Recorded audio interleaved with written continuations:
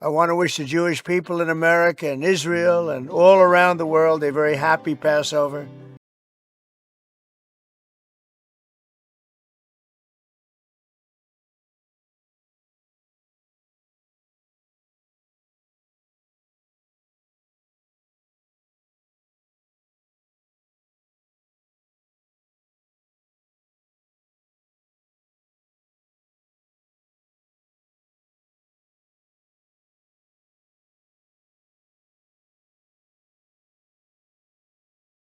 Easter celebrations do not have that clarity because there is a widespread difference of opinion among various Christian denominations on the meaning of resurrection, literal or symbolic of something difficult to understand. For Latter-day Saints, the resurrection means that all who have ever lived will be resurrected, and the resurrection is literal. Yoke yourself to Jesus Christ. 1. The Savior will return to the earth in power and great glory to reign personally during a millennium of righteousness and peace. 2. At the time of his coming, there will be a destruction of the wicked and a resurrection of the righteous. 3. No one knows the time of his coming. In the coming day, Jesus Christ will return to the earth as the millennial Messiah, or the second coming. We do not know the day or the hour of his coming. This is not the church of IMMANUEL, Christ of Latter-day Saints, of Joseph Smith. This is the Church of Jesus Christ.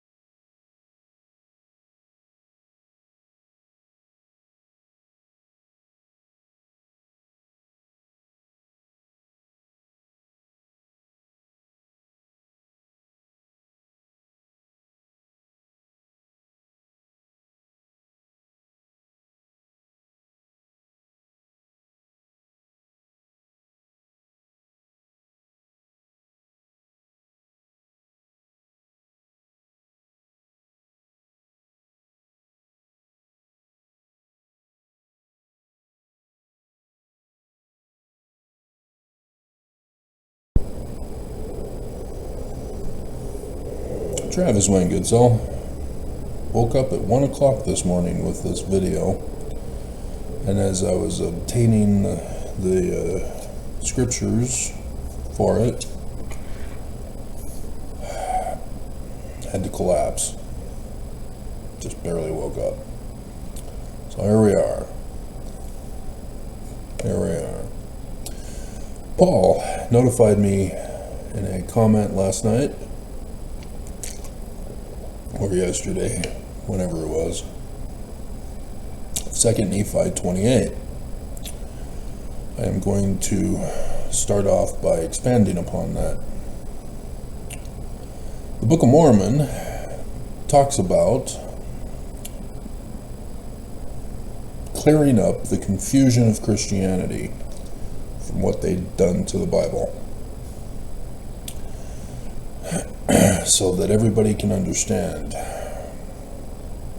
so that everybody can know the truth. However, so far that has not been the case.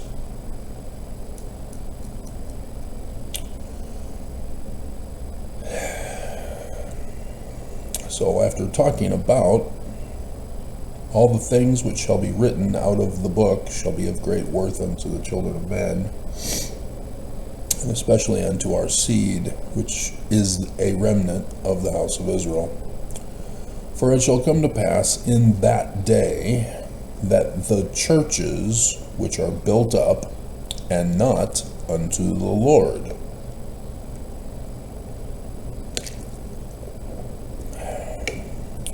when the one shall say unto the other, Behold, I am the Lord's, and the others shall say, I am the Lord's. And thus shall everyone say that hath built up churches, and not unto the Lord's. If you truly were the Lord's, people would know you by your fruits. You wouldn't have to declare it. And so there shall contend one with another, and their priests shall contend one with another, and they shall teach with their learning, and deny the Holy Ghost, which giveth utterance. Skipping down, and because of pride, and because of false teachers and false doctrine, their churches have become corrupted, and their churches are lifted up because of the pride, and because of pride they are puffed up. They rob the poor because of their fine sanctuaries. They rob the poor because of their fine clothing, and they persecute the meek and the poor in heart because in their pride they are puffed up. They wear stiff necks and high heads, yea, because of pride and wickedness and abominations and whoredoms. They have all gone astray, save it be a few who are the humble followers of Christ. Nevertheless, they are led, that in many instances they do err, because they are taught by the precepts of men.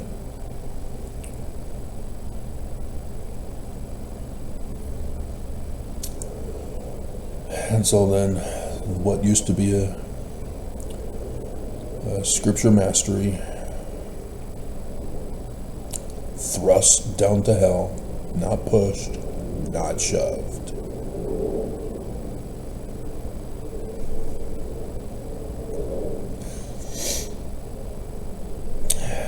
And then here is where we get his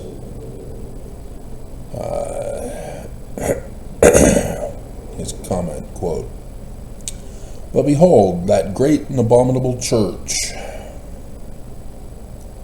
the one where people are building up churches to get rich, to rob the poor, that all protest too much that they are the Lord's, that great and abominable church, the whore of all the earth, must tumble to the earth, and great must be the fall thereof. For the kingdom of the devil must shake, and they which belong to it must needs be stirred up unto repentance, or the devil will grasp them with his everlasting chains, and they be stirred up to anger and perish. For behold, at that day he shall rage in the hearts of the children of men, and stir them up to anger against that which is good. And others he will pacify, and lull them away into carnal security, that they will say, all is well in Zion. Yea, Zion prospereth, all is well.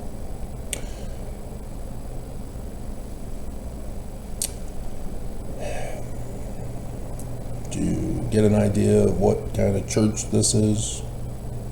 No? No? I don't see it. I don't see anything wrong. No, I'm in the right church. I'm in the Lord's church, Travis.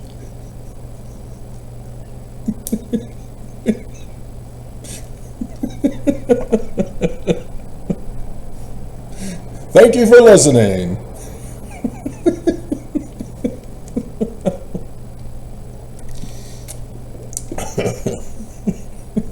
Drink water while I'm laughing. All is well, and thus the devil cheateth their souls, and leadeth them away carefully down to hell. And behold, others he flattereth them away, and telleth them, there is no hell, at least for you. And he saith unto them, I am not a devil, I'm an angel of light, for there is no devil. And thus he whispereth in their ears, until he grasp them with his awful chains, from whence there is no deliverance.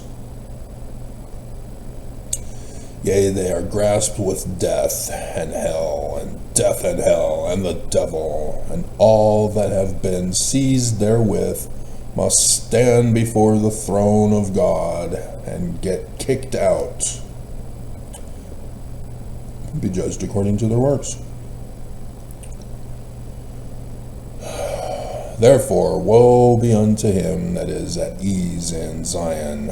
Woe be unto him that crieth, all is well, all is well. Come, come, ye saints, no toil nor labor fear, but with joy sin your will.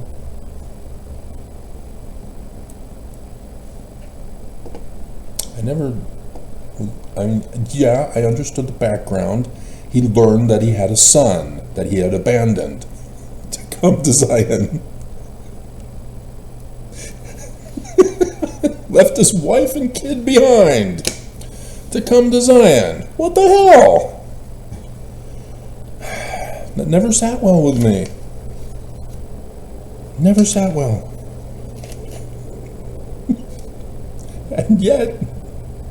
And yet, it's among the top 10 songs, but now the church has gotten rid of it, probably, with new songs.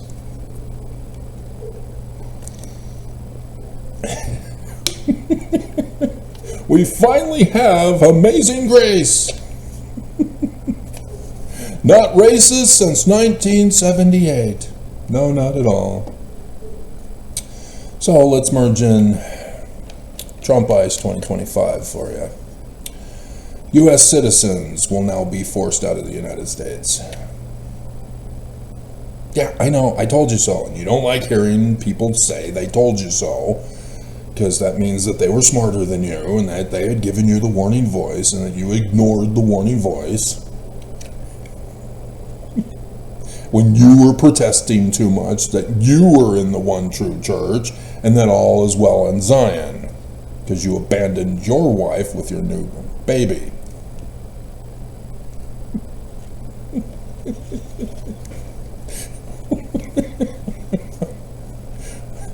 God. But this just follows the process, step by step, of Trump. Nobody is getting this. And it is frustrating. Because the deep state keeps screaming and yelling that Trump is violating the laws. That the Constitution is being violated, but keep asking instead, are we at a constitutional crisis? What constitutes a constitutional crisis? Well, the Book of Mormon teaches us if you're not following the word, you're not obeying it. The Constitution, hey, it's got words. Are we following it or not? If we're not, then yeah, the Constitution is fallen because we're not following it. Not complicated. Yet the deep state Dems are lulling you into a carnal sense of insecurity, telling you that all is not well. And yet MAGA, to respond to this claim of violating the law, says, you need to obey the law. Trump is the president. Obey. Never saw this coming whatsoever. Dear God. And so yes, this is the process. Trump starts off day one sending military to the border, designating those wanting asylum, those wanting to become citizens. No, you are now all illegal. And I warned you that this was going to happen to all of those in the United States already, that they will be targeted by Trump. And sure enough, they too got targeted by Trump, as Trump activated ICE. And he started city by city at the beginning, skipping Utah. And I warned you, Utah has over 600,000 on Trump's hit list. And you said, no, all is well in Zion. And you're right. The church is in charge of all of this. That's why Trump won't touch the church. After Utah, the schools, finally, a couple of dozen people lost their visas at the other universities, not the churches. Even though Trump said, church is not a protection for you. Schools are not a protection for you. Everybody has to go. So, yep, sure enough, step by step. And so then, they, in one of the ICE raids, sending them to El Salvador, you know, where they, the bleep hole country where they never came from, in case you've forgotten the first term of Trump, there was a citizen. Oops. Isn't he supposed to have due process according to the laws?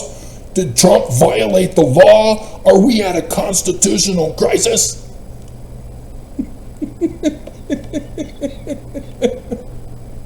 Of course he violated the Constitution. The Constitution has never been followed in America. You can't use it as a weapon or use it as a defense when you yourselves are not following it. When did women lose their rights? Deep state Dems? Under Biden. What did Biden do about it? Nothing.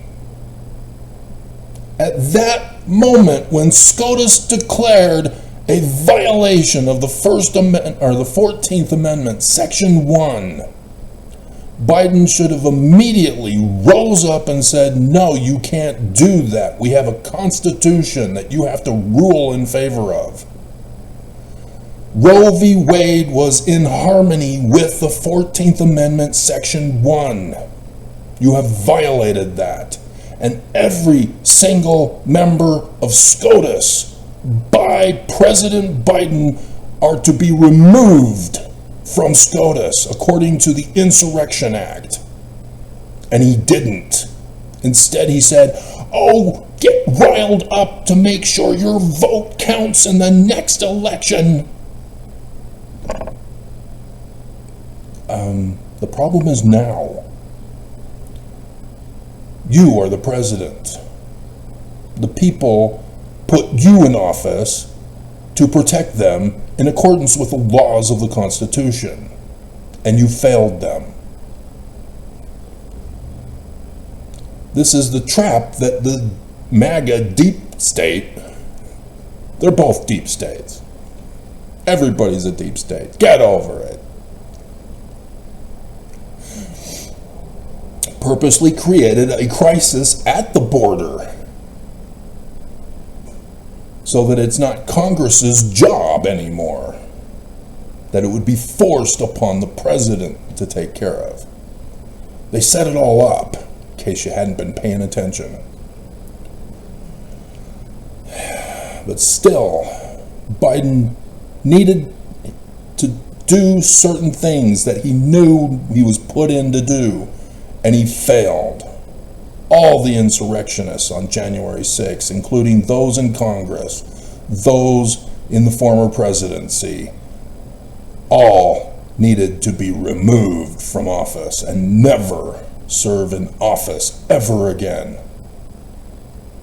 Biden knows that in the 14th Amendment, Section 3, and he failed. And so thus here we are, because nobody followed the Constitution. And so likewise with religion, if you aren't going to get the Bible translated correctly, if you aren't going to interpret it correctly, if you are a Mormon who are purposely illiterate of the Book of Mormon and of Joseph Smith, the Book of Mormon is warning you. You cannot be a true religion and cause the poor to suffer. You cannot be a true religion when you're being wicked. Right? Mormon YouTube employee down in Utah County who got pissed with me yesterday. Or was it 2 days ago, or Tuesday? Yeah, well, Tuesday was yesterday. Oh my God. I just woke up, remember?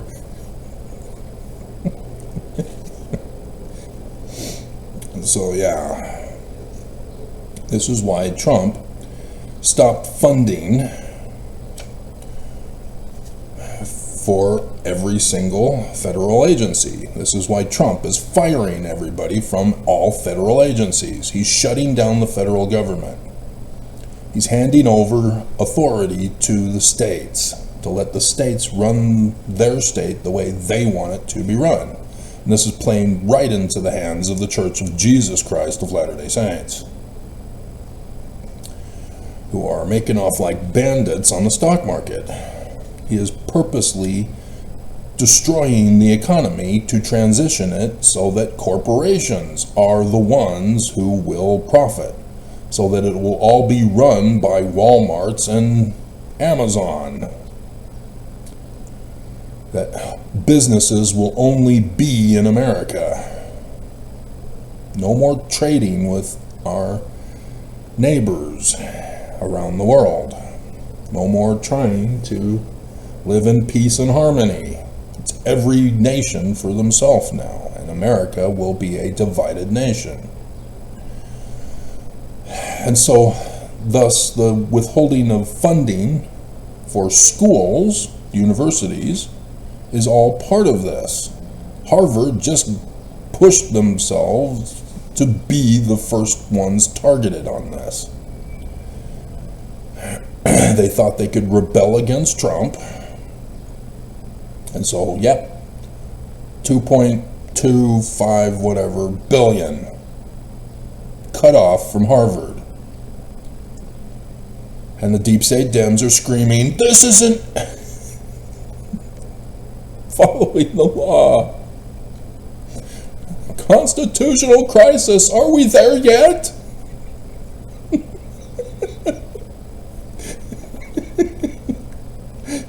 We've already seen him cut off funding for other things because each state is supposed to run their own state. This is what the business end of it will be. This is why they go into businesses and ICE pulls people out of work so that farmers have to hire legal citizens who don't want to do that work. Who think they're privileged.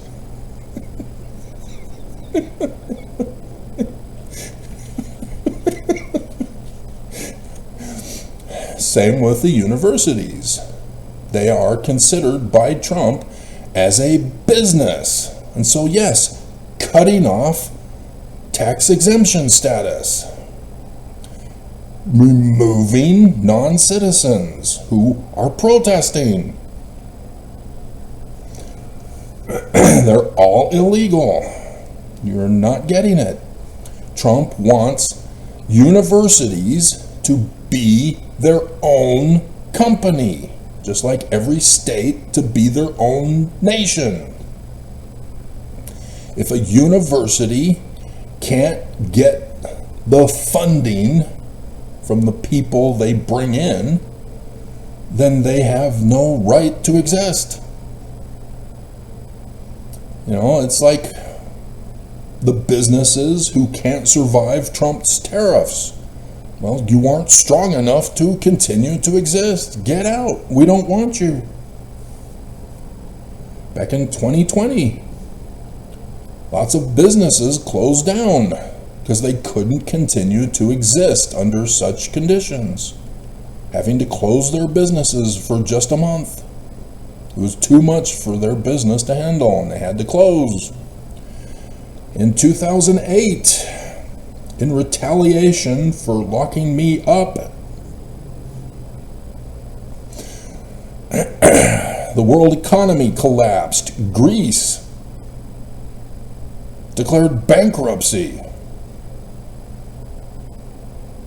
Greece collapsed. It fell again.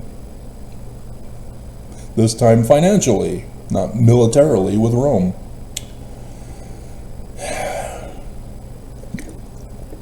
Auto businesses collapsed under the Bush administration.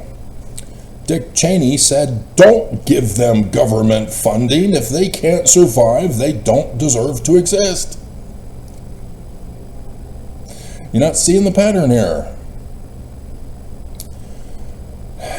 Universities are getting cut off of federal funding. Trump is using the excuse that they're DEI. And so with this one citizen who gets deported to El Salvador, and the new president, along with Trump, saying we don't want to bring him back. And so yes, now Trump is saying criminals, American citizens who are criminals, you're out. But what is all of this causing? Anybody see Batman Begins? It's been a long time. Many Batmans previous.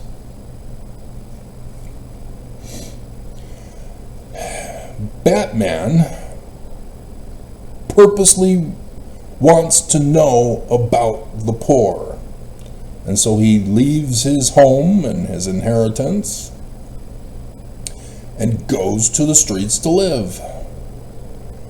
And tells us that he got so hungry that he was forced to steal and commit crimes in order to eat. Les Miserables, Jean Valjean, and a loaf of bread. Never got to see the play while I was in New York, but I'm familiar with the story because of so many people talking about it. Got to see Phantom twice. Fiddler once. Awesome.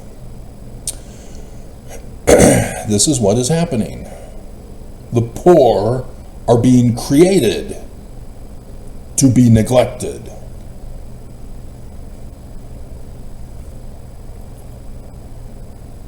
And so everybody will become a criminal, as America will descend into a survival of the fittest. It's just that Trump is purposely delaying it now and going slow, so that it will be a slow, torturous descent into survival of the fittest.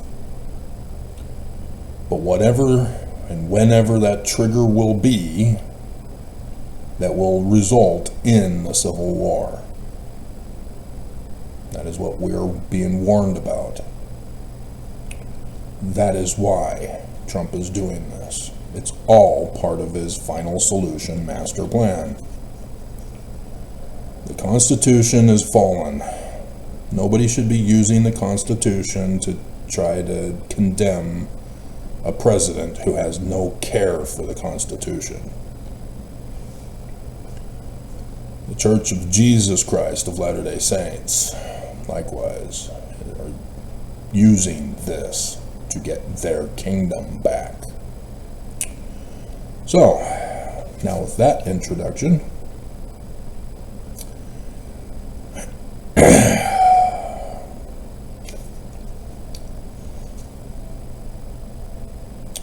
because that technically could have been a video in and of itself. As I'm seeing, we're at 28 minutes. Let's see what I can get done. Because I'm just...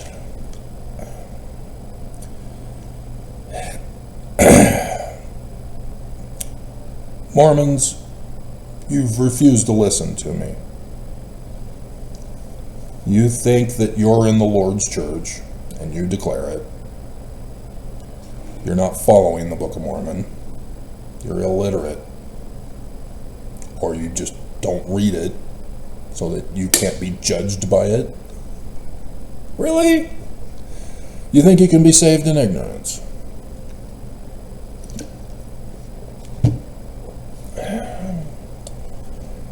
The Book of Mormon here in 2 Nephi 28, that Paul quoted, makes it very clear. In order to save you, the church must be destroyed, cease to exist on the face of the earth. That will then cause a faith crisis in you. And then you will be open to another way. However, the devil is using this to make sure that he is Alma and Amulek, to teach you about the ways of Korah, who died in the previous chapter. The Book of Mormon says you need to find your true Christ and follow him. He tried to guide you through all these latter days. You didn't listen. You thought you were in the one true Lord's church. Thought you knew better than your own Christ. Who's a Jewish Christ, not a Christian. It's all over scriptures. But you purposely selected out, thanks to the Church of Jesus Christ of Latter-day Saints, those that said the name Jesus. Oh, Jesus, that's only Christian. Therefore, this is Christian interpretation. But it's not Trinity Christian. Those Christians are stupid. It's obviously non-Trinitarian.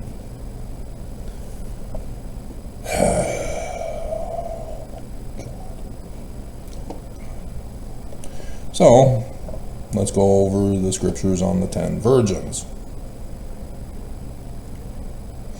by Joseph Smith. 63 verse 54. And until that hour there will be foolish virgins among the wise. The virgins represent the church, the Mormon church. So there's going to be foolish virgins in the Mormon church. This is Joseph Smith talking to Mormons, using the parable of the 10 virgins to say, hey, that's you guys. And all of you were upset with me because I exposed that the statue of the 5 foolish virgins were the foolish virgins because they didn't have the reserve oil with them. They can't be the wise virgins if they don't have the reserve oil. Did you not read the text? Don't just trust that the sculptor or the painter or the photographer who creates AI images now are telling you the truth about the scriptures. Not a single painting of the tree of life vision of Nephi is correct. None of them get it right. All of them are wrong. And there are different ones. At least a dozen, I think. All of them are wrong. Because those artists chose to leave out certain key details. You know, where's the fountain of living waters? Not a single one of them have it. Some will show the river of filthy water.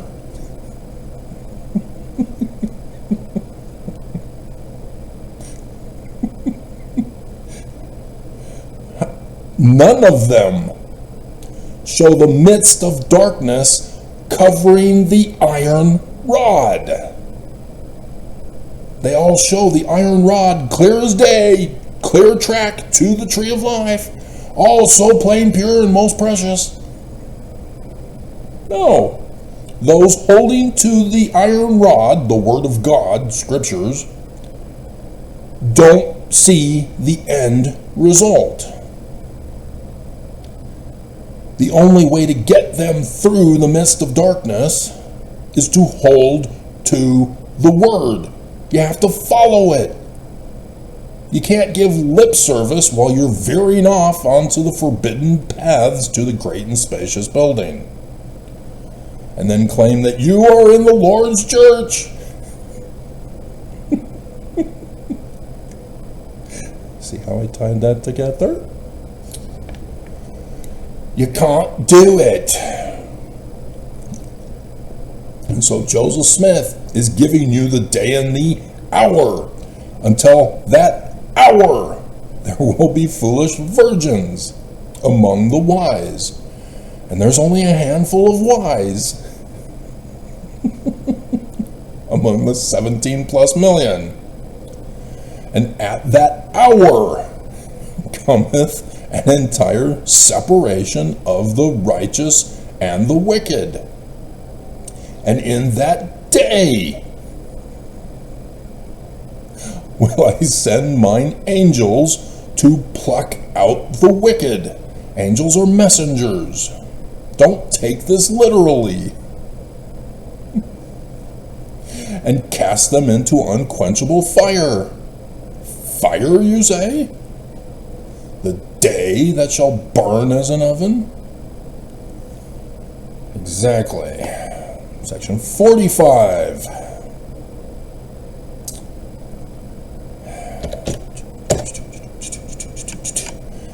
And at that day, Mormons, when I shall come in my glory. What is the day? Oh, only the 5 who've been following me know the day and the hour of when the Christ came. Yeah, he already came. The day and hour came. exactly as the Book of Mormon told you. It gave you the day and the hour, just as the Bible did. And you don't know it, really, because you believe the living prophet of who? Who've been telling you in conferences every 2 years? In the coming day, in the coming days, in the coming day, in the coming days. Oh, no man knows the day.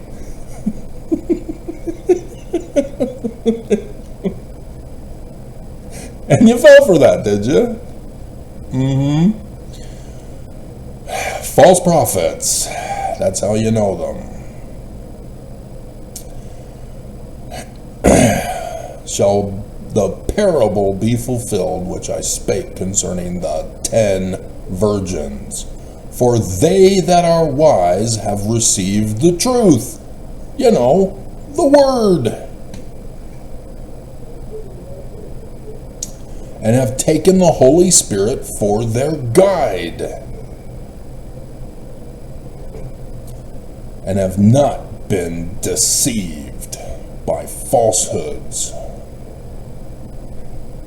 by spiritual witness feelings. Verily I say unto you, they shall not be hewn down and cast into the fire. Into the fire. But shall abide the day.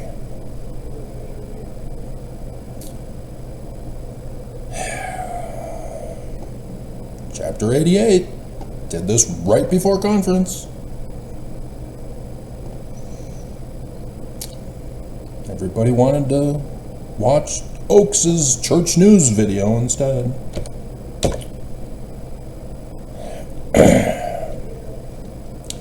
And angels shall fly through the midst of heaven.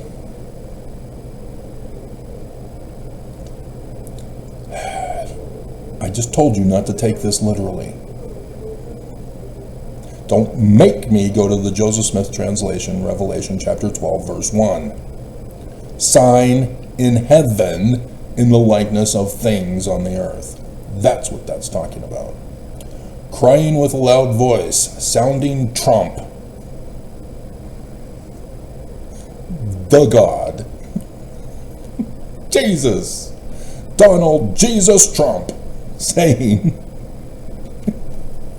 prepare ye, O inhabitants of the earth, for the judgment of our God is come. Behold, and lo, the bridegroom cometh. Go ye out to meet him.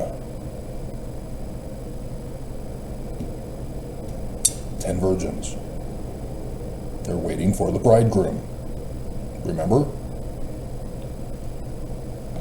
I guess they don't let you know stories anymore. The manuals are so stripped of knowledge that you literally are descending into illiteracy and darkness of mind.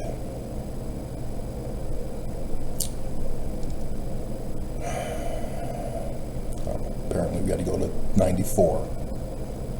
And immediately there shall appear a great sign in heaven on 8 April 2024, and all people around the whole world saw it together.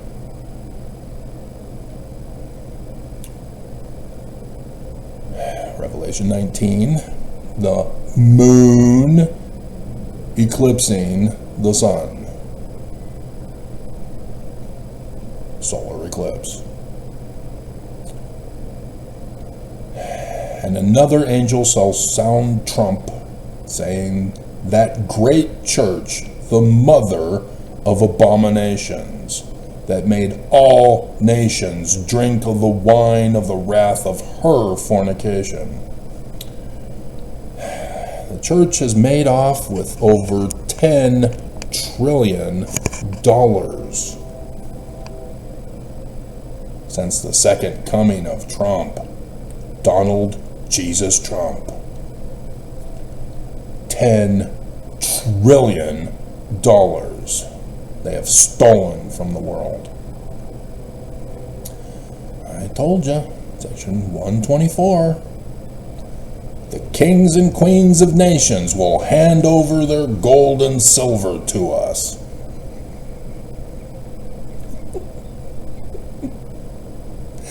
Never keep a document trail, you dumbasses.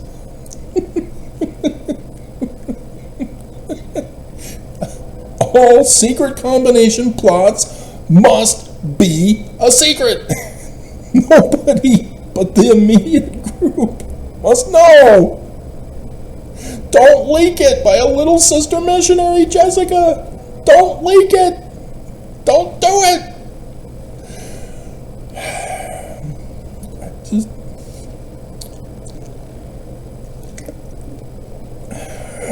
That persecuted Mormons, that shed Mormon blood.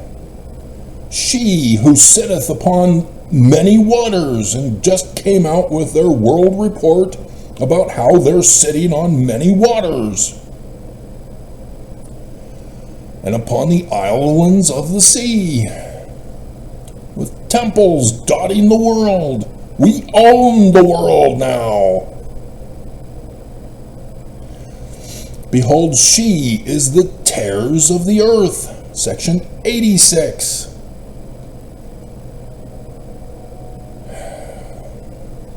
The apostles are the ones who sow the word.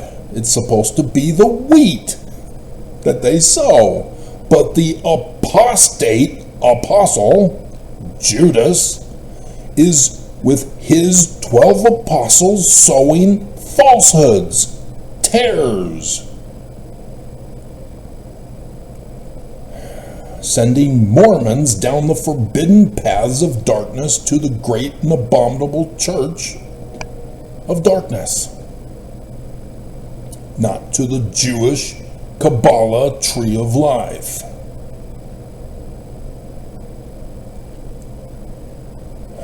With the Jewish Christ telling his family, "Come unto me and be saved," and then partake of the fruit of the tree was added by Brigham Young. The original 1830 Book of Mormon. Lehi is the Christ.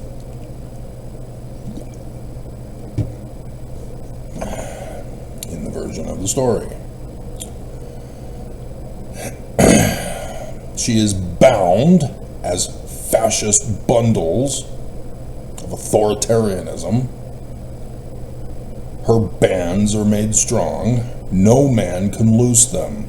Therefore, she is ready to be burned. So here they combine the government with the religion. And you can't see it yet, huh? You can't see how the Book of Mormon is so true now, huh? And she shall sound trump, both long and loud. Just hilarious that they put in Trump by name. Trump. Hilarious.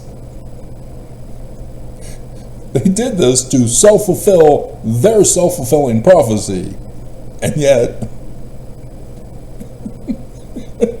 just hilarious. Hilarious. And all nations shall hear it. Okay. And so again, sign in the heaven and likeness of things on the earth for 95. In case you're reading along, nobody ever does. So this is the fate of Mormons. So now let's go to the Babylon set.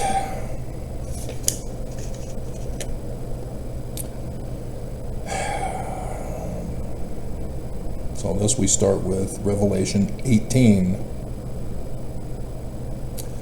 because I told you in a video yesterday about this, that Revelation is the only one that covers this.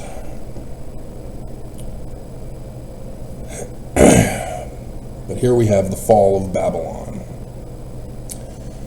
Revelation 18:2, and he cried mightily with a strong voice, saying, Babylon the great is fallen, and has become the habitation of devils, and the hold of every foul spirit, and a cage of every unclean and hateful bird. Angry Birds. Never did play the game. I think I saw the movie. Maybe I have it and I didn't watch it. Can't remember.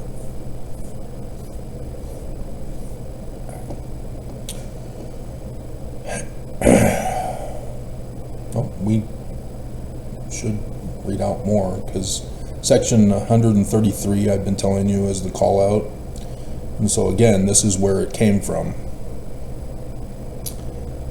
And I do have it here as the For all nations have drunk of the wine of the wrath of her fornication, and the kings of the earth have committed fornication with her, and the merchants of the earth have waxed rich through the abundance of her delicacies. And I heard another voice from heaven, saying, Come out of her, my people, that ye be not partakers of her sins, and that ye receive not of her plagues. Exodus.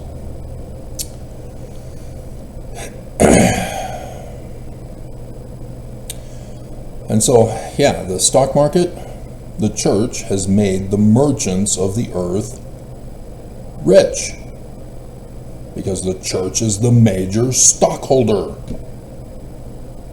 You never believed me, did you? You're in the Lord's church, aren't you? You know better. Jesus is going to murder me.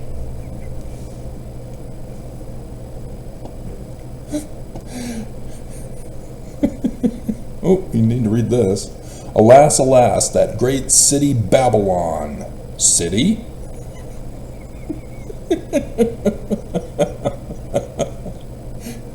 Not nation? That mighty city, for in 1 hour is thy judgment come. Oh, I've been waiting for this moment for all of my life. Oh Lord. Oh Lord. Not based on an actual story. So says Phil Collins. So says Phil Collins. He did not see a woman get neglected as she drowned. Did not happen. That's not the interpretation. So 1 to 7, right? Yeah. Section 133. Hearken, O ye people of my church, saith the Lord your God, and hear the word of the Lord concerning you. Only those 5 know the voice of the true Lord and don't have to protest too much to claim they're in the Lord's church, and then don't even bother to follow the Book of Mormon or Joseph Smith, let alone the Bible when it's correctly translated with the Jewish interpretation, not Christian. And hear the word of the Lord concerning you. The Lord who shall suddenly come to his temple, the bridegroom, to the temple for the wedding supper feast of the Lamb at the Lion House. The temple. The Lord who shall come down upon the world with a curse to judgment, yea, upon all the nations that forget God, the Jewish God, and upon all the ungodly among you. Over 4 billion believe in Jesus. For he shall make bare his holy arm in the eyes of all the nations, and all the ends of the earth shall see the salvation of their God. Wherefore, prepare ye, O my people, sanctify yourselves. Gather ye together, O ye people of my church, upon the land of Zion, all you who have not been commanded to tarry because of your wickedness. Go ye out from Babylon, be ye clean that bear the vessels of the Lord. Call your solemn assemblies, speak often one to another, let every man call upon the name of the Lord. Immanuel, not Jesus. Yea, verily I say unto you again, the time has come when the voice of the Lord is unto you.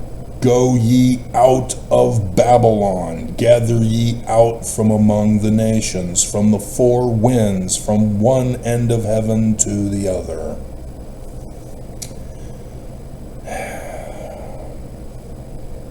Keep getting inspired to keep repeating this, as I keep having to repeat, not yet. Babylon must first fall so that you have a faith crisis. Then I've been here the whole time, over 8.6K videos during these whole latter days that we're now in the millennium with. After the fall comes the transfer of authority. Moses, the Exodus, anybody ringing a bell?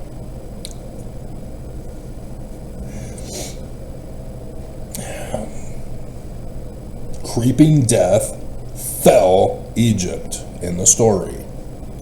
Then Pharaoh said, fine, go. You now have authority. Here is the wealth of Egypt. Transfer of authority with the transfer of funds. And then Egypt falls after the Exodus. It's destroyed, and a new dynasty emerges. That is the story. This is the prophecy for the latter days. Salt Lake City, Temple Square, will fall, and great shall be the fall thereof, in order to save Mormons from the brainwashing, from the indoctrination of lies and falsehoods that they've accepted as truth, declaring, protesting too much that the church is true, that Jesus is real. We just don't know when he's coming. You're clueless. The latter days are over with. The Jewish Christ showed, not Jesus. When is it going to click? It won't until the church is destroyed. 2 Nephi 28. You refuse to listen. You refuse to hearken. You refuse to leave me alone to save Mormons. You want me destroyed. You want me dead. You want me silenced.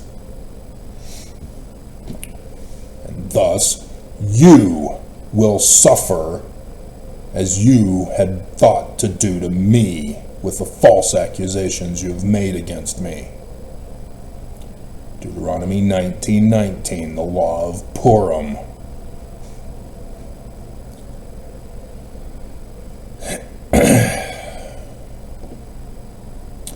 And then section 64.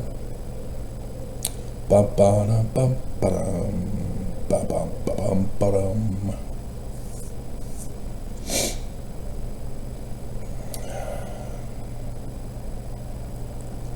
For after today cometh the burning, This is speaking after the manner of the Lord. For verily I say, tomorrow all the proud and they that do wickedly shall be as stubble, and I will burn them up.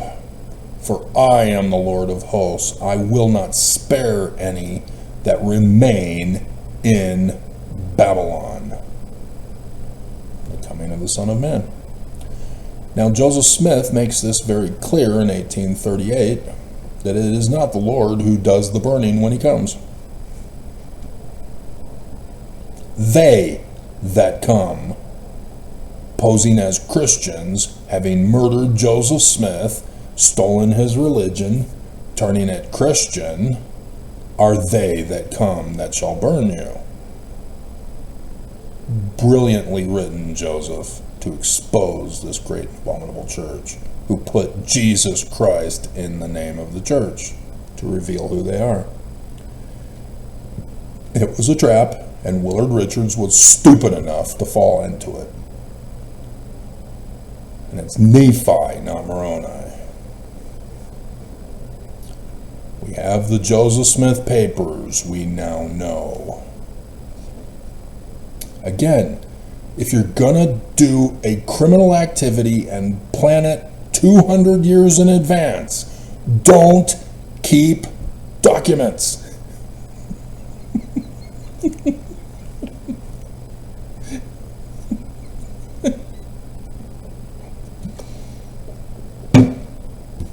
Don't leave a financial trail.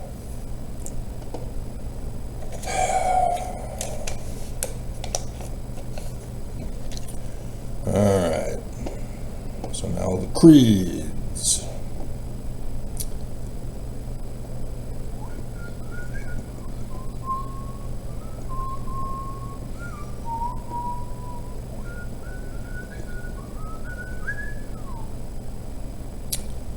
So all of Christianity, after the first creed of Christianity was created, went back to the book of John and now reinterpret it as John chapter 4, verse 24. God is a spirit. Well, yeah, duh, because our first creed of Christianity says so.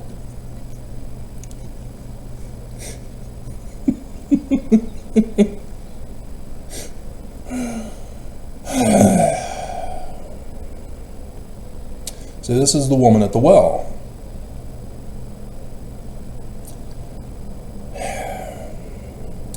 And so the woman responds after this and says, I know that Messiah cometh, which is called Christ in Greek. Hebrew, Messiah, Greek, Christ. They just repeated it. They just put Messiah, and which is the transliterated from the Hebrew, and then they put Christos. When he is come, he will tell us all things. 8.6K plus things. Words. And so then Jesus tells her, I that speak unto thee am he. This is not literal history. Talking about the latter days. Because Jesus didn't save the Jews, they were utterly destroyed. You can't be the Savior if you don't save. This is not literal history. It was the first creed of Christianity that turned it into literal history, that created Jesus as the name of the Christ, replacing Emmanuel. Matthew explains this to us. Jesus is Isaiah. Just flip the words around. And so the prophecies of Isaiah of Emmanuel, which he quotes, are his book. Everything in Matthew are the prophecies of Isaiah concerning the coming of Emmanuel, but instead he names him Jesus because it's the prophecies of Isaiah. Not complicated. The Jews wouldn't understand it if they believed it was theirs.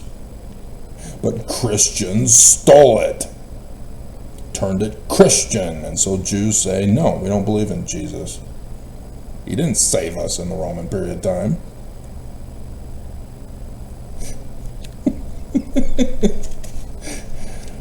And so it's the first creed that has gotten all Christians to believe that, God is Trinity, not real spirit, invisible spirit, a musion. So the Church of Jesus Christ of Latter-day Saints under Brigham Young made that even more abominable. So, Joseph Smith history, verse 19 in the first vision. Mommy, I've learned for myself that the Church of Jesus Christ of Latter-day Saints is not true. I was answered that I must not join Christianity, for it's all wrong. And the unnamed personage, who's the sun at noonday, IMMANUEL, who addressed me, said that all their creeds were an abomination in his sight. Yeah. The Christians stole the Jewish religion, stole the Jewish scriptures, turned them Christian, becoming the enemy of the Jews. Yeah, abomination, to say the least. Thus, the great and abominable church is Christianity. What religion is the Church of Jesus Christ of Latter-day Saints, Mormons? What did Brigham Young do to Joseph Smith in the Book of Mormon? Stole them, turned them Christian. And so what does Joseph say about that practice? All wrong, abominable, and that any professor of Mormonism are all corrupt. They draw near to me with their lips, but their hearts are far from me. They teach for doctrines the commandments of men, having a form of godliness, but deny the power of seer, prophet, revelator, and translator of Paleo-Hebrew and Egyptian, having the keys of only Peter to sow the wheat, not sow tares, rather than the keys of Moses, the head of the church, the Christ. Section 107, verses 91 and 92.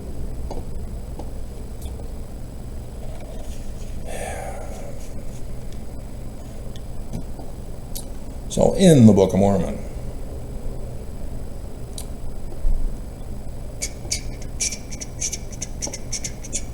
the sons of Mosiah go out and preach to the Lamanites. And time again, they are confronted with the Great Spirit of Christianity. So 18 verse 2, and Alma, and when they had all testified to the things which they had seen, and he had learned of the faithfulness of Ammon in preserving his flocks, and also of his great power in contending against those who sought to slay him, he was astonished exceedingly, and said, surely this is more than a man. He's got to be half immortal, non-Trinitarian, Church of Jesus Christ of Latter-day Saints, not just full spirit of Trinity. This condemns Brigham Young. Amazing. This goes against non-Trinitarianism. Behold, is not this the Great Spirit? Ammon. Interesting. IMMANUEL? IMMANUEL? Who doth send such great punishments upon this people because of their murders.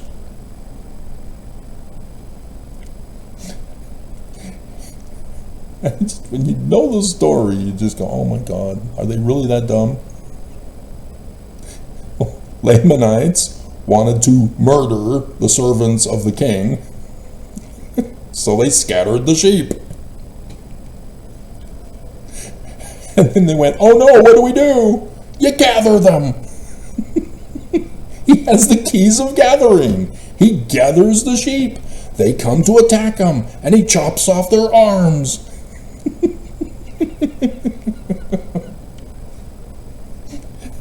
And the king thinks that's punishment? We're doomed. This is Mormons.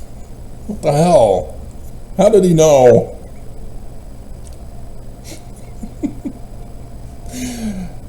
And they answered the king and said, whether he be the Great Spirit or a man, we know not. No man knows the day or the hour of his coming, though. This much we do know. He cannot be slain. The church has tried to murder him over and over again, and he won't die.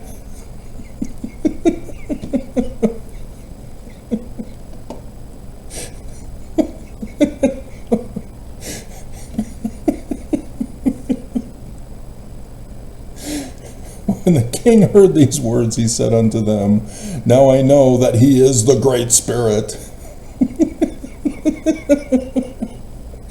Thank God no Mormon believes I'm Jesus. And have come out and said, oh, you've got a Messiah complex. You need to see a psychologist and take drugs.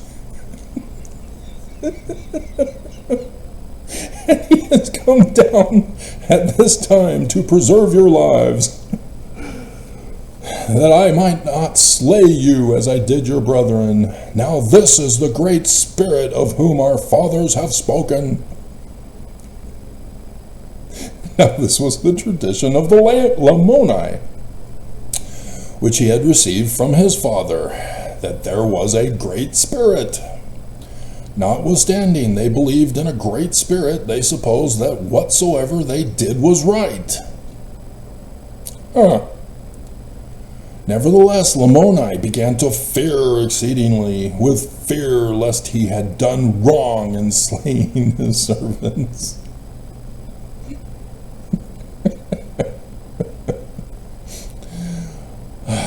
Sebus. Let's find more Great Spirits, because I have to 28 here. 11. Now I surely know that this is the Great Spirit, and I would desire him that he come in unto me, but I durst not. And so he calls him Rabbana, which is being interpreted powerful or great king. Rabbi, Rabbona, that's master, Jewish.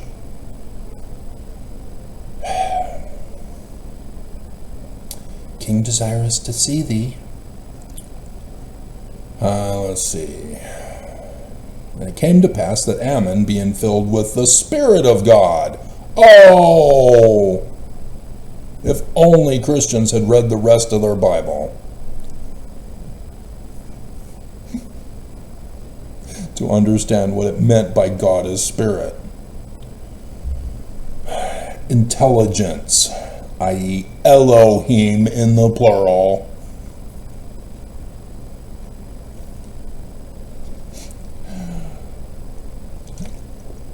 Nobody believes Joseph. Nobody believes. Let's see.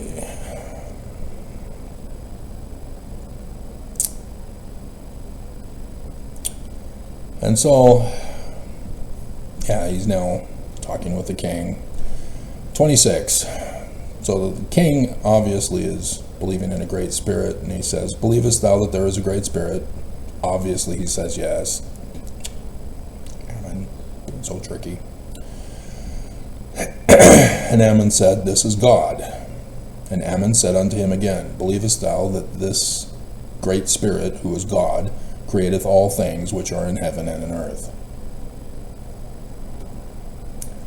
And he said, "Yea." But we're done. So now we skip down to 29, 25, or 19, 25.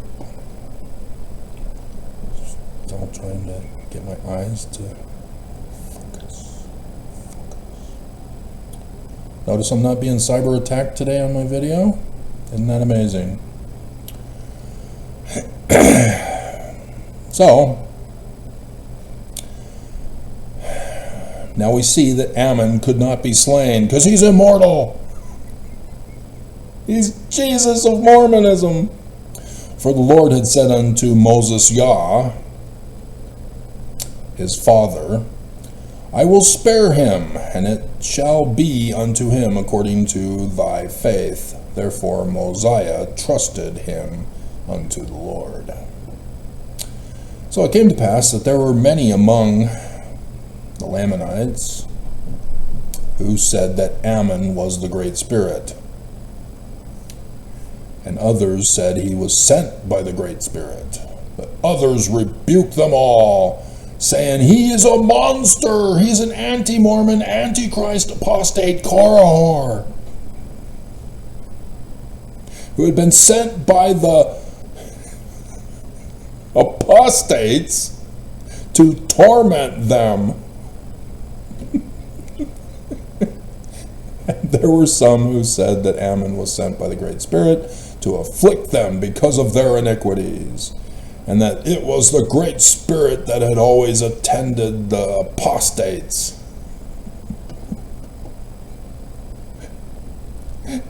who had ever delivered them out of their hands. And they said that it was the Great Spirit who had destroyed so many of their brethren the Lamanites. "Kill the witch! Kill the beast!" And so then a woman servant,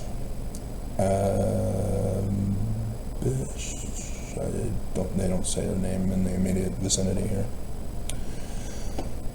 I think she became a temple name at one point or another.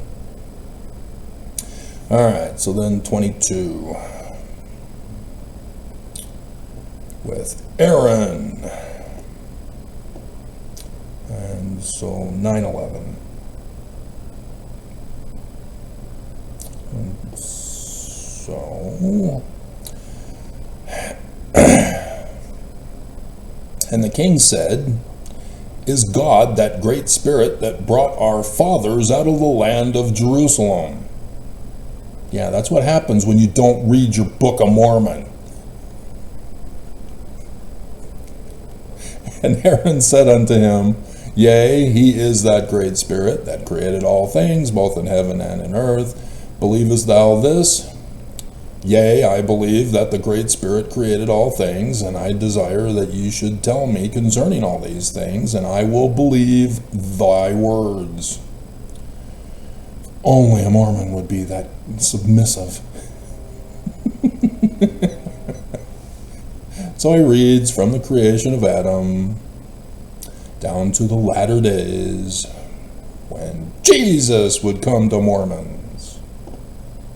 No man knows the day or the hour, though.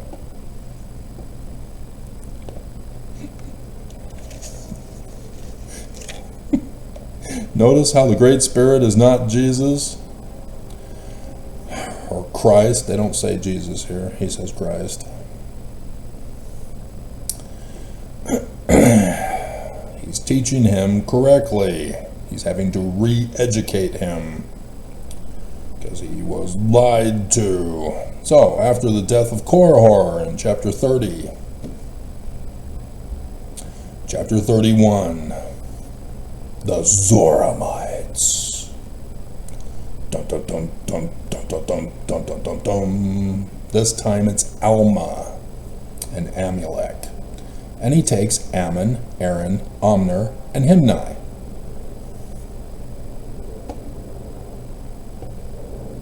Oh, wait, no, he doesn't. Therefore, he took, Himni, he did leave in the church in Zarahemla. Okay, so Ammon, Aaron, and Omner were taken with Amulek. Alma and Amulek took with him, and also Amulek and Zizram, who were in Melech. He did take 2 of his sons. He also did take 2 of his sons. Okay, anyway, not necessary for the story. Not necessary. Okay, so the Zoramites had fallen into great errors, for they would not observe to keep the commandments according to his statutes, according to the law of Moses. Deuteronomy is the law of Moses. Deuteronomy 5 is the commandments.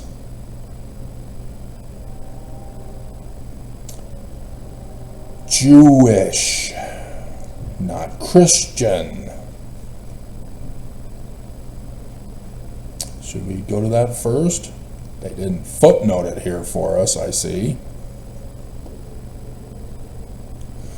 Bruce.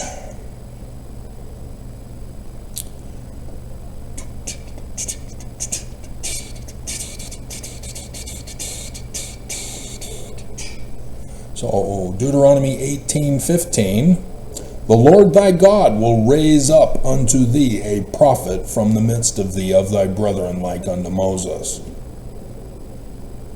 Joseph Smith, he plagiarizes this in verse 40, the second vision, with, the sun god at noonday, who calls himself Nephi.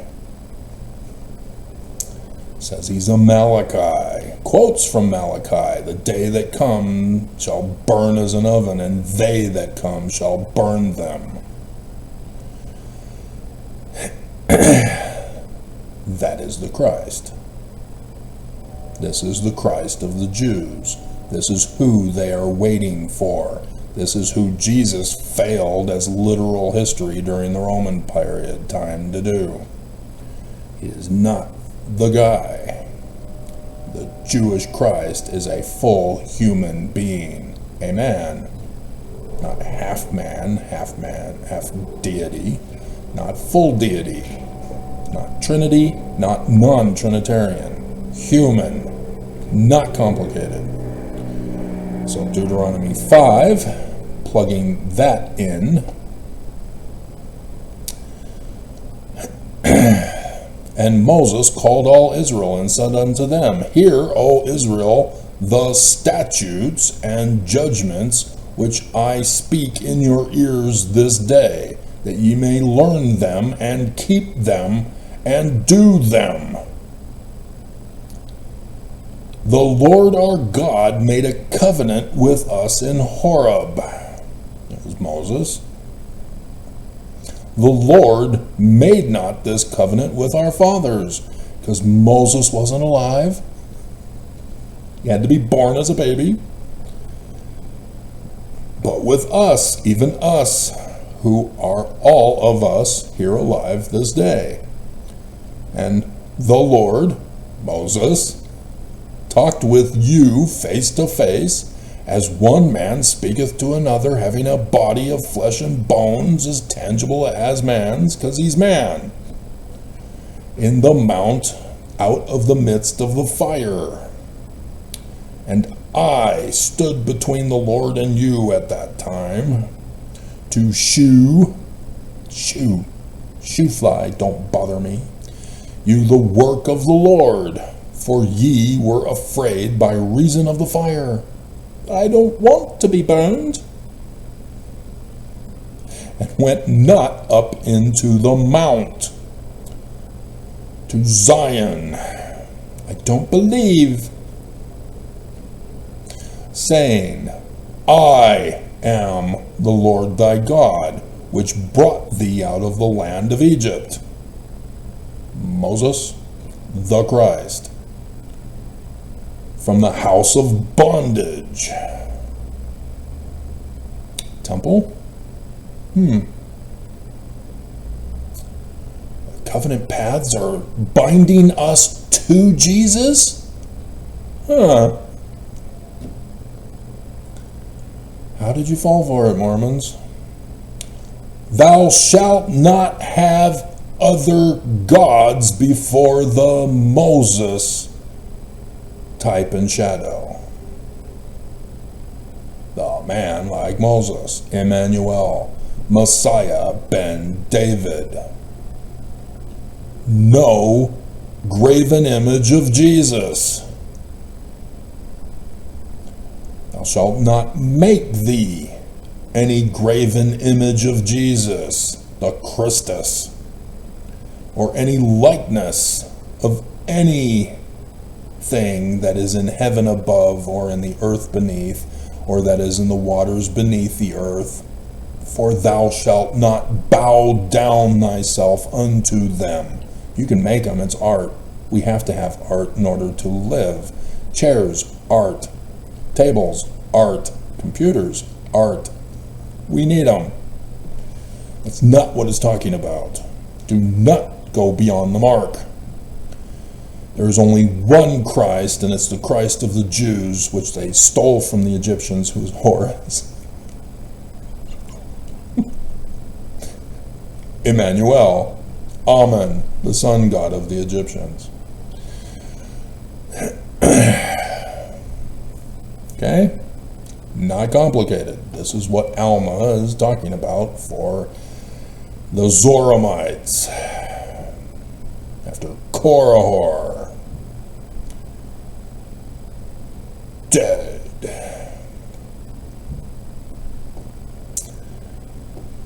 Now these dissenters from the Nephites, from Joseph Smith, therefore they had the Book of Mormon preached unto them in the words of Joseph Smith from the 1835 Doctrine and Covenants. But they had fallen into great errors, for they would not observe to keep the commandments according to the law of Moses. Section 103, verse 16 and 17. Behold, I shall raise up unto Mormons a man who shall lead Mormons like as Moses. For Mormons are the children of Israel, and must needs be led out of bondage of the Church of Jesus Christ of Latter-day Saints, the great and abominable church. Stick to the word, Mormons. Do not stray from the rod, the iron rod.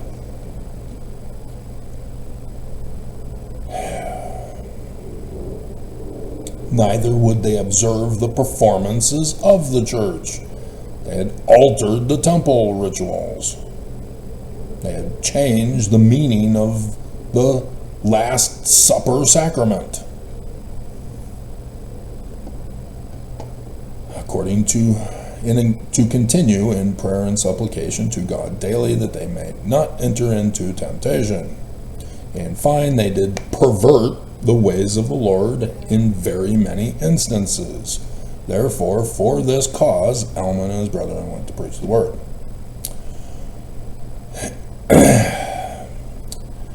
Now they had come into the land. Behold, to their astonishment, they found that the Mormons built synagogues.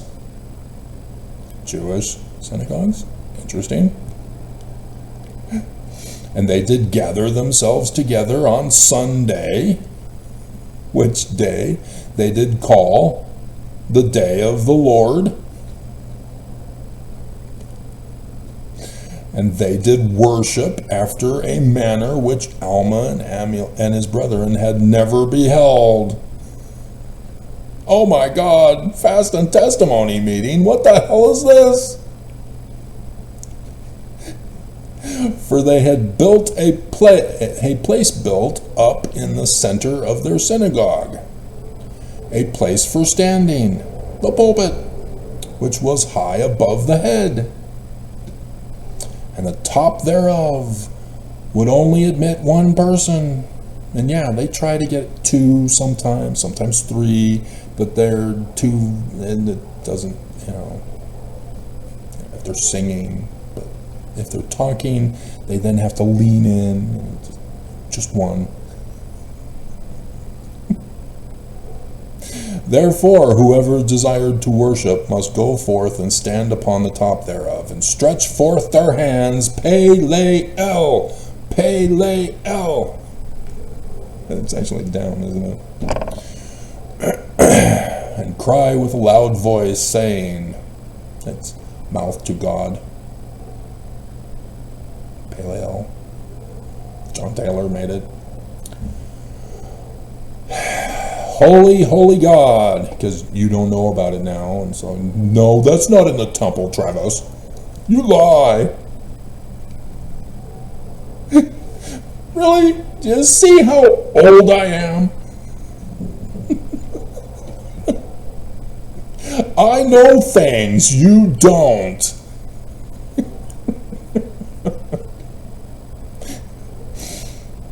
Here's the prayer. Holy, holy God, we believe thou art God, and we believe thou art holy, and that thou wast a spirit, and that thou art a spirit, and that thou wilt be a spirit forever. Trinity. Even though, okay, maybe it's the employee, but still, there was a guy at 5 this morning waking me up before I fell back asleep, who also went walking there. That was not an employee. And I smelt it, the heroin from him. God. Stupid people. Holy God, we believe that thou hast separated us from our brethren. And we do not believe in the tradition of our brethren, which was handed down to them by the childishness of Joseph Smith. But we believe that thou hast elected us to be thy holy children. All is well in Zion, and thou hast made it known unto us that no man knows the day or the hour of Jesus, and that there shall be no Jewish Christ.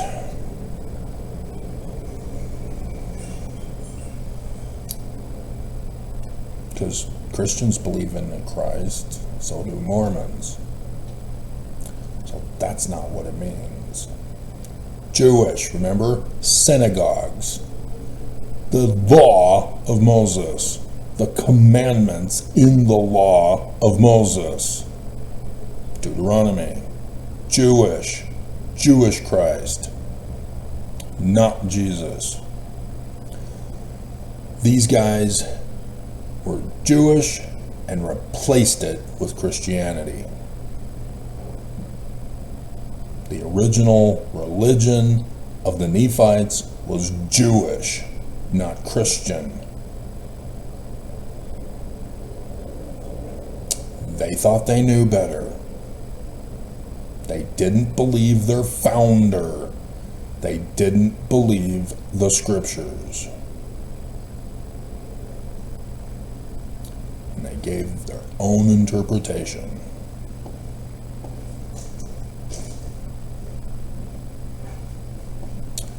Thus the Rameumptum, the holy stand. Oh, we found it. We found it in the archaeological evidence. Did you? Did you really? So, yeah, everybody knew the day and the hour. There was a Cahokia Indian in America, Indians in America. You'll never guess where they were. And that's kind of cool.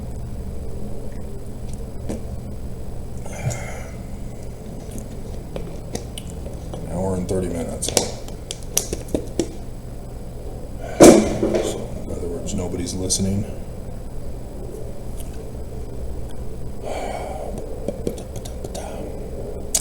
They existed between 1050 to 1350, approximately, CE. They were in southern Illinois, right above where X marks the spot of the first and last days of darkness over the United States of America. The total solar eclipses. You know, Immanuel, the sun god at noonday, his sign is the solar eclipse. Hello? Hello?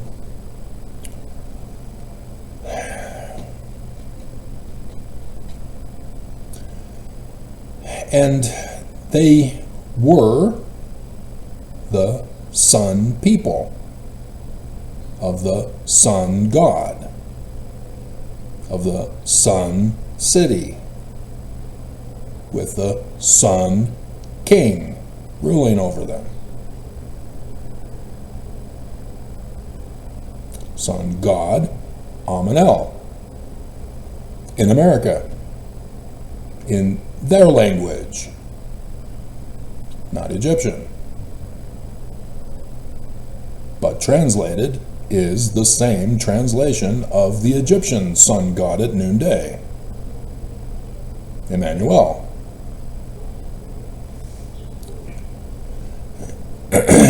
Sun king is Samson, just a different name, same translation.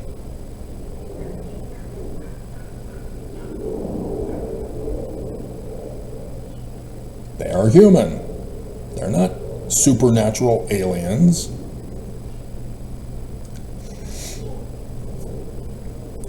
And they performed human sacrifice. The death of the sun. Solar eclipse. And they were right there at the crossroads of the sun god at noonday in his wagon.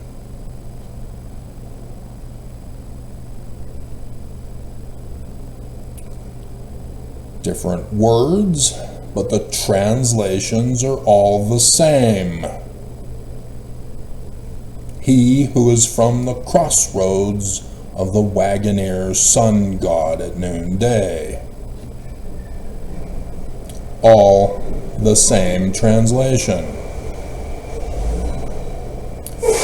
Hint, hint, hint, hint, hint, hint. Okay, and so, what I also found fascinating is that there were others from this time period that were specifically located to not be on the actual line of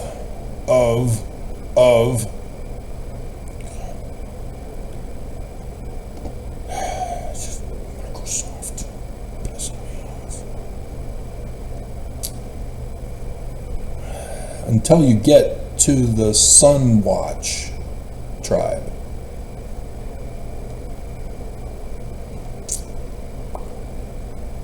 They're south of where he lived in the Great Waters location. Ezekiel chapter 17, the parable of the eagle and the branch.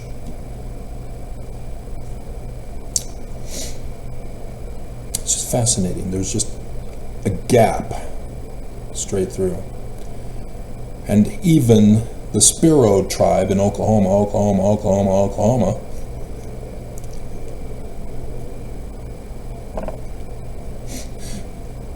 is just above it as well. Fascinating. They knew. And so that's interesting that these apostate Lamanites still knew the day and the hour of the coming of Emmanuel.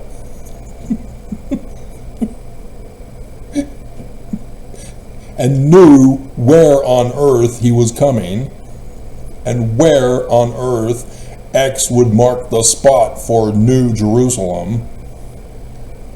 And yet, after the Knights Templar arrived in 1363, having purchased the land, gone. They just disappeared.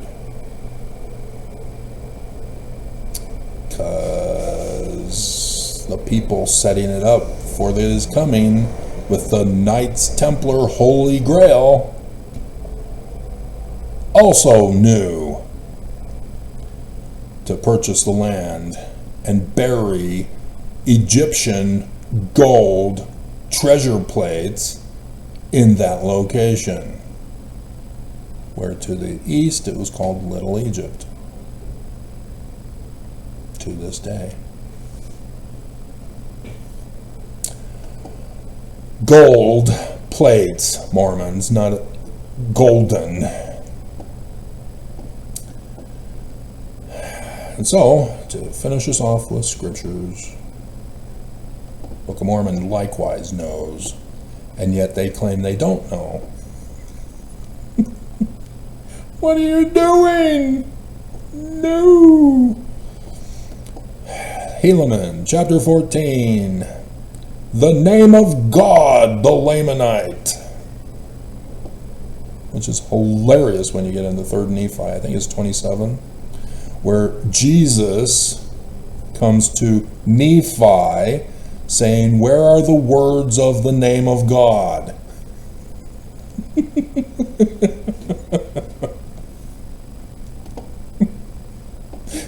Hilarious.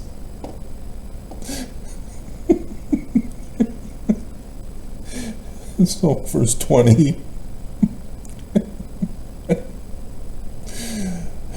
But behold, as I said unto you concerning another sign in the heavens, a sign of his death,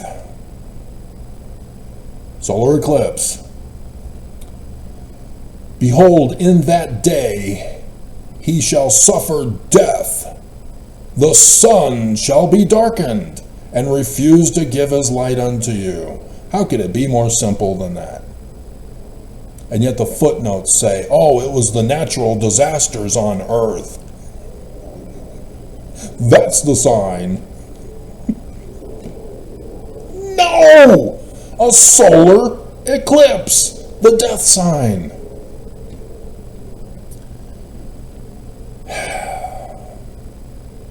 And also the moon, not give her light. No duh, because that's why it's eclipsed.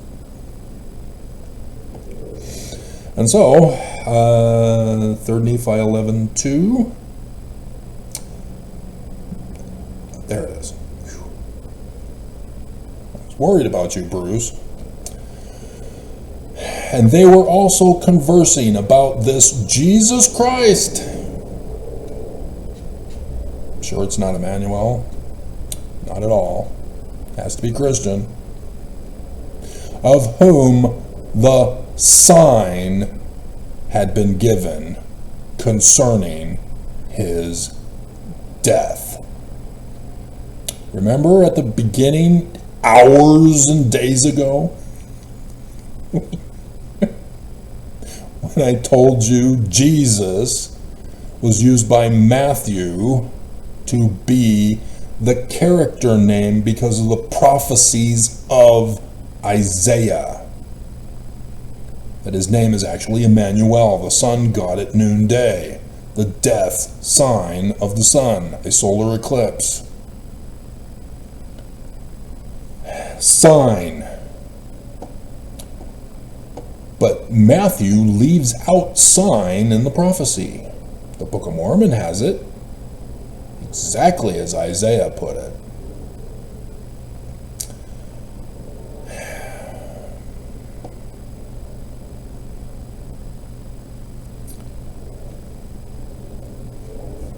Verse 13 of chapter 7 and 14.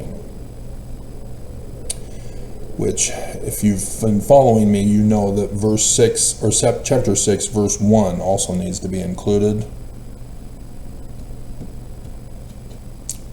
Revelation chapter 12.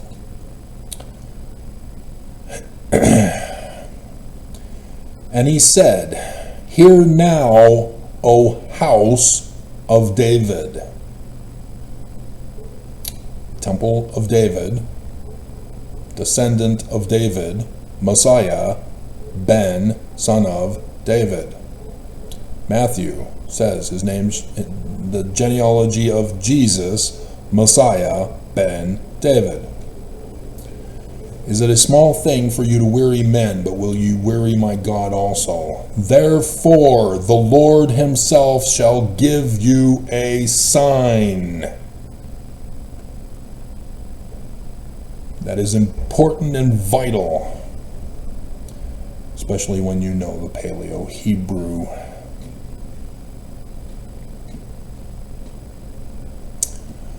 Because it is the first and last letters of the Paleo-Hebrew alphabet. The A, but turned on its side, and the X.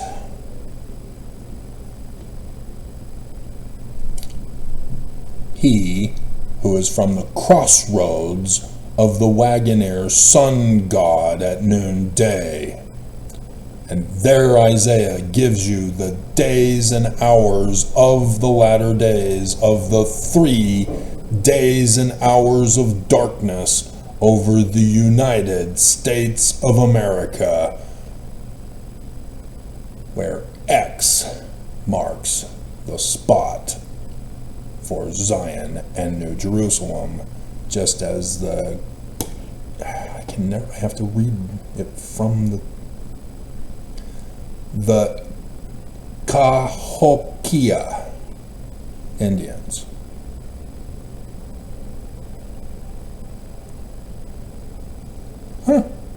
Everybody knew the day and the hour. Everybody knew the location on earth. Everybody knew, except Mormons and Christians and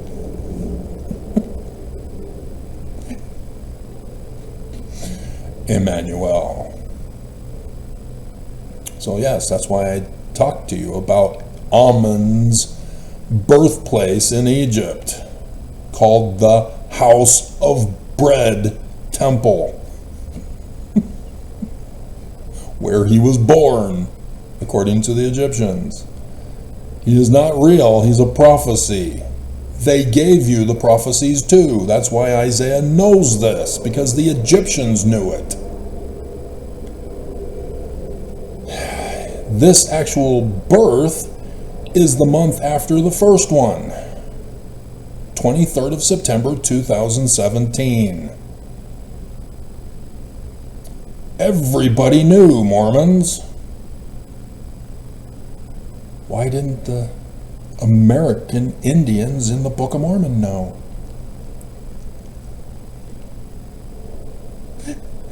Why was it Samuel the Lamanite who knew?